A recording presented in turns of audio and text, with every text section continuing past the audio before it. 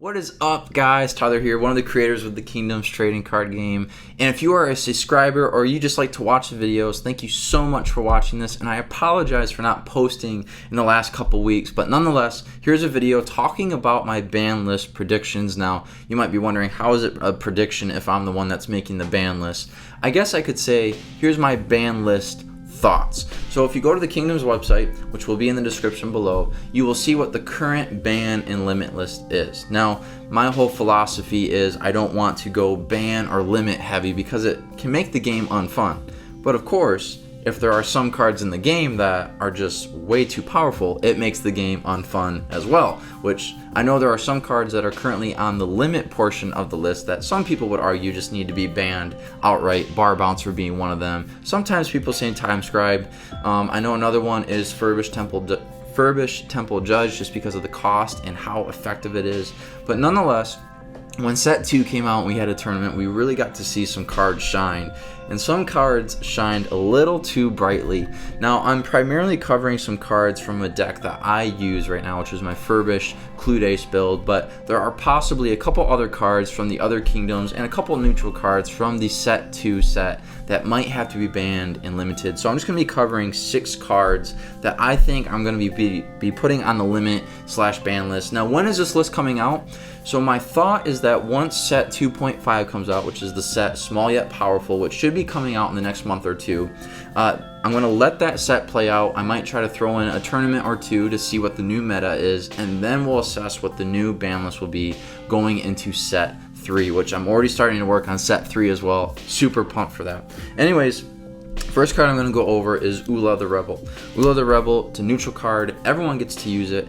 It's really good. There's no way to stop it, and it can really set your opponent back pretty hard. And for how much it costs, only costing 7, it's super easy to get to 7 Magicka. It's a 500, but its effect is what makes it so good. It's definitely going to have to be limited. I don't want to ban it quite yet, but maybe just 1 or 2. I think that's a good spot.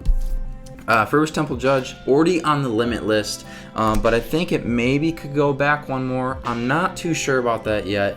It could just be, though, that the way I've built the deck, I'm basically trying to abuse every broken card that I have. It makes Furbished and Clued Ace somewhat good after doing that. So maybe if I get rid of some of the other cards, Temple Judge might not be so bad. The card that definitely is going to have to be adjusted is Resource Manager. Now, Resource Manager has 0 attack, only 100 health, so it's pretty dinky in that regard, but its ability and its effect is what makes it really good. The problem with it is the fact that it's a cost 4, gift 3 battle card, so it's essentially paying for itself. And then what oftentimes, and this was the person that won the tournament, or came in second in the tournament at the last tournament we did for set 2, they were able to search out using tribal wagons all 3 resource managers, enter into phase 2, you could plop all 3 down, and you were sitting at an insane amount of Magicka. So it's just too good of a card. It pays for itself too well. Is this a card that gets immediately thrown on the ban portion of that list? I don't know yet. I'm not crazy about doing that. I think if anything, maybe really limit it to 1, and we'll see where it goes from there. The next card that I'm going to go over is Successful Hunt. Successful Hunt is an amazing card draw card. And I get curious, though, if a few other cards didn't exist in the game, how good would Successful Hunt be? It's a massive card draw card, and oftentimes at any gameplay at a tournament or just a casual get-together, Furbished and Clued Ace are able to draw cards like none other. It's crazy.